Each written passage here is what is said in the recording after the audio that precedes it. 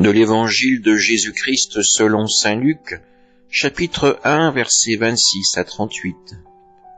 Au 6e mois d'Élisabeth, l'ange Gabriel fut envoyé par Dieu dans une ville de Galilée appelée Nazareth à une jeune fille vierge, accordée en mariage à un homme de la maison de David appelé Joseph, et le nom de la jeune fille était Marie. L'ange entra chez elle et dit : « Je te salue comblée de grâce, le Seigneur est avec toi. » À cette parole, elle fut toute bouleversée, et elle se demandait ce que pouvait signifier cette salutation. L'ange lui dit alors : « Sois sans crainte, Marie, car tu as trouvé grâce auprès de Dieu. Voici que tu vas concevoir et enfanter un fils. Tu lui donneras le nom de Jésus. Il sera grand, il sera appelé Fils du Très-Haut. Le Seigneur Dieu lui donnera le trône de David, son père. Il régnera pour toujours sur la maison de Jacob, et son règne n'aura pas de fin. » Marie dit à l'ange : « Comment cela va-t-il se faire, puisque je ne connais pas d'homme ?»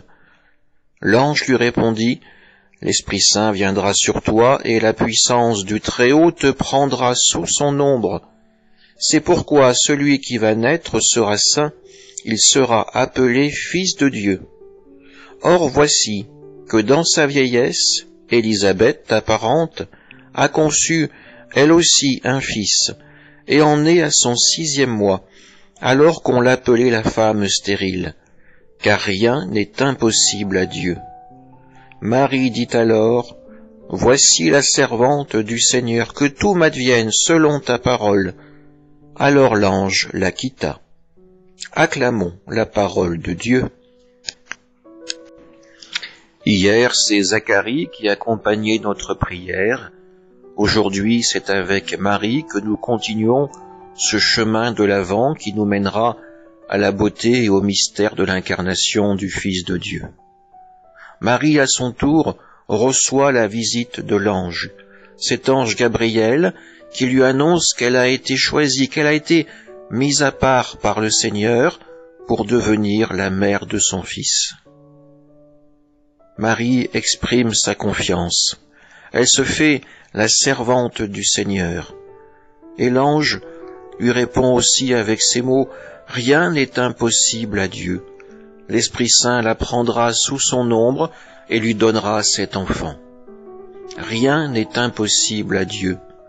C'est peut-être ces mots qui pourraient guider notre prière jusqu'au jour où nous nous pencherons sur le mystère de la crèche. Oui, un petit enfant qui est Fils de Dieu, un petit enfant qui est le Verbe incarné, qui est la manifestation d'amour que le Seigneur offre au monde d'aujourd'hui. Rien n'est impossible à Dieu.